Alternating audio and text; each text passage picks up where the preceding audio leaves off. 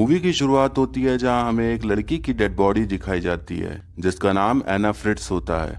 वो एक popular actress होती है जिसकी एक पार्टी में अचानक से डेथ हो गई होती है। उसके बाद हम दो लड़कों को देखते हैं जिनका नाम इवान और हावी होता है। वो अपने दोस्त पाओ से मिलने आए होते हैं जो कि हॉस्पिटल में ही काम करता है। उन तीनों को एक पार्टी में जाना होता है पर पाओ की शिफ्ट 1 घंटे बाद खत्म होने वाली होती है, तो वो लोग बाहर चले जाते हैं और दारू के शॉट्स लगाने लगते हैं और एना फिट्स के बारे में बातचीत चलने लगती है। तो उसके दोस्त उसकी डेड बॉडी देखने के लिए बोलते हैं। पाओ मना करने लगता है क्योंकि ऐसा करना बहुत रिस्की होता है, इसमें उसकी जॉब भी जा सकती है। पर इवान के काफी जोर डालने के बाद वो राजी हो जाता है। वो काफी खूबसूरत एक्ट्रेस थी, इसीलिए इवान उसे देखना चाहता था, तो हावी भी इनके साथ चलने को मान जाता है। अब पाओ अपनी जॉब को रिस्क में रखकर वो उन दोनों को मुर्दाघर ले जाता है और वहाँ एक लाश के सामने खड़ा हो जाता है। जब वो उसका कवर हटाता है तो वो लोग डर जाते हैं क्योंकि वो एना की लाश नहीं, एक बुढ़ी औरत की लाश होती है। पाओ उन दोनों से मजे ले रहा होता है पर फाइनली वो एना की लाश पर जाता है और उसका कवर हटा देता है। वो काफी खूबसूरत होती है जिसे देखकर इवान की नीयत खराब होने लगती है। वो कवर को थोड़ा और नीचे कर देता है, फिर उसके चेस्ट को टच करने लग जाता है। हावी को ये देखकर काफी अजीब लगता है क्योंकि एक लाश के साथ ऐसा करना ये कोई अच्छी बात तो नहीं थी, पर इवान हावी को भी उसका चेस्ट छूने के लिए कन्विंस कर लेता है। इवान के अंदर का शैतान जागने लग जाता है और अब उसे एना की डेड बॉडी के साथ सेक्स करने की इच्छा होने लगती है। हावी उसकी बात से एग्री नहीं करता पर पाओ बताता है कि उसने पहले भी एक डेड बॉडी के साथ सेक्स किया है, वो 18 साल की थी। इवान कहता है कि हमें ऐसा मौका कहाँ मिलेगा कि किसी फेमस इंसान के साथ सेक्स करने मिले। हावी इन लोगों की बातें नहीं मान रहा होता पर वो उनके दोस्त होते हैं, तो भले ही वो खुद कुछ न करे पर उसे साथ तो देना ही था। वो लोग फिर ड्रग्स करते हैं और हावी और पाओ दूसरे रूम में चले जाते हैं और वहाँ इवान एना की बॉडी के साथ सेक्स करना स्टार्ट कर देता है, या फिर कह सकते हैं कि उसका रेप करना स्टार्ट कर देता है।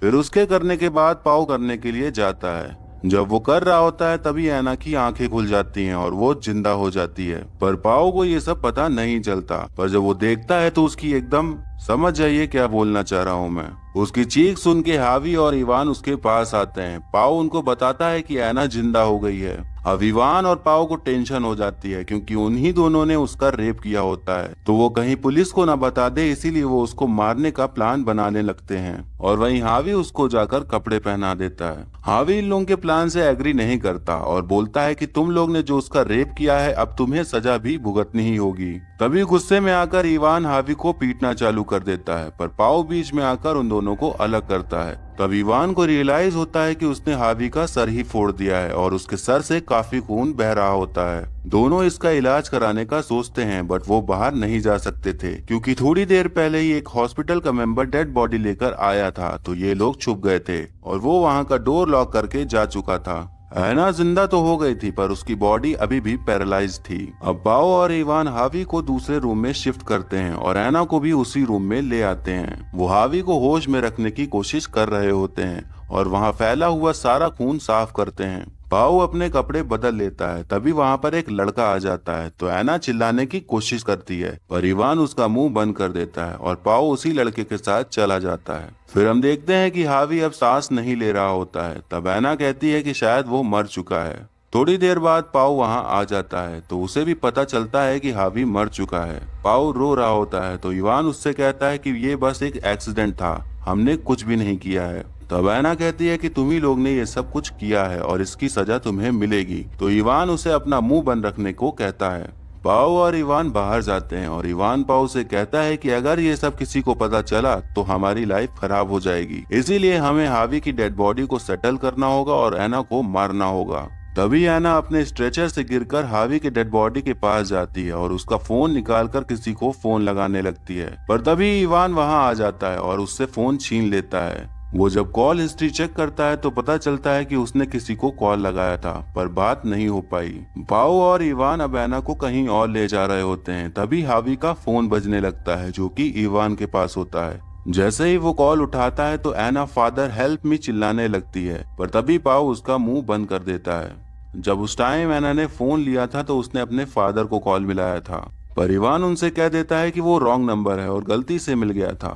इवान फिर एना को जोर का थप्पड़ मारता है और कहता है कि तुम कुछ टाइम पहले लाश ही थी, अब फिर से लाश ही बनने वाली हो। इतना कहकर वो बाहर कंटेनर लाने चला जाता है हावी की लाश को ठिकाने लगाने के लिए, और यहीं पाओ एना के हाथ पैर बांधने लगता है। तब एना पाओ से कहती है कि तुम्हें इवान की बात मानने की जरूरत नहीं है, उसी ने ही हावी का खून किया है और एक नंबर का झूठा आदमी है। बट पाओ उसकी बातों को नहीं मानता। तब एना बताती है कि जब तुम उस टाइम लड़के के साथ चले गए थे तब इवान ने ही हावी का गला घोटकर उसे मार डाला था। पाओ थोड़ा सोचता है पर वो फिर एना के मुंह पर टेप लगाकर चला जाता है। वो हावी की लाश को साफ कर रहा होता है, तभी एना उस बात का फायदा उठाकर खिंचते हुए वहां से निकल जाती है। उसके बाद जब इवान कंटेनर लेके आता है तो वो पाओ को बताता है कि एना वहां से गायब है। वो दोनों एना को ढूंढने लगते हैं। एना वहां से खिसकते हुए एलिवेटर के अंदर आ जाती है और वहां से निकलने लगती है, पर तभी इवान वहां आकर एलिवेटर का दरवाजा बंद होने से रोक लेता है और एना को घसीटते हुए वापस लेकर जाता है। पाओ इवान से पूछने लगता है कि क्या तुमने हावी को मारा था? तो वो कहता है कि हाँ, वो तो एक एक्सीडेंट था। पर पाओ कहता है कि नहीं, तुमने उसका गला दबाकर उसे मारा था। तब इवान थोड़ा हिचकिचाता है और पाओ से कहता है कि तुम एना की बातों पर यकीन करना बंद करो। वो दोनों सोचने लगते हैं कि एना को कैसे मारा जाए कि सबूत भी ना मिले, तो वो उसे सांस रोककर मारने का प्लान करते हैं। तो पाओ एक कपड़ा लेकर इवान को देता है और उसे मारने को कहता है, पर इवान उसे कपड़ा वापस दे देता है ये कहकर कि तुम उसे मारोगे। पर पाओ कहता है कि तुमने हावी को मारा था, इसीलिए इसे भी तुम मारो। इवान अकेले ही इन सब का भागीदार नहीं बनना चाहता था, इसीलिए वो पाओ का हाथ पकड़ के एना को दोनों मिलकर मारने लगते हैं। ऐसा करने पर एना का टॉयलेट निकल जाता है, पर वो कपड़ा नहीं हटाते तो उसकी फिर से मौत हो जाती है। उसके बाद हार्वी की डेड बॉडी कंटेनर में डालकर इवान उसे लेकर चला जाता है और इधर पाओ एना की डेड बॉडी को साफ कर रहा होता है। इवान हार्वी की डेड बॉडी फेंक कर वापस चला जाता है और यहाँ पाओ एना को क्लीन करके कवर करके जाने लगता है। पाओ वहाँ से जब जाने लगता है तो वो आखिरी बार एना का कवर हटाता है। तब एना जिंदा होती है। तब हमें एक फ्लैशबैक दिखाया जाता है। जब एना और पाओ बातें कर रहे होते हैं तो एना ने उसे कन्विंस कर लिया होता है कि वो गलत नहीं है, जो भी किया है सब इवान ने किया है। तो जब वो दोनों उसे मार रहे होते हैं तो वो पहले से ही सांस रोककर मरने की एक्टिंग करने लगती है। अब वो एक्ट्रेस थी तो मरने का रोल काफी अच्छी तरीके से निभा रही थी। तभी वहां पर इवान आ जाता है और वो दोनों वहां से जाने लगते हैं। तब इवान देखता है कि उसके पर्स में उसका आईडी कार्ड नहीं है, तो वो वापस से मुर्दा घर में जाने लगता है। पर पाओ उसे जाने से रोकता है, पर वो रुकता नहीं और जैसे ही अंदर जाता है तो उसे एना जिंदा दिखाई देती है। वो ये देखकर समझ जाता है कि पाओ उससे मिला हुआ है, तो वो पाओ का गला दबाने लगता है, पर उसने ऑलरेडी अपने एक फ्रेंड को मार दिया होता है तो वो उसे छोड़ देता है। लेकिन तभी एना इवान के गले में कैंची मार के उसका गला फाड़ देती है और वो कुछ ही देर में मर जाता है। पाओ कहता है कि हमें ऐसा नहीं करना चाहिए था, पर तभी एना उसको भी कैंची से मार मार के मार डालती है और वहीं पर बैठ जाती है और मूवी यहीं पर खत्म हो जाती है।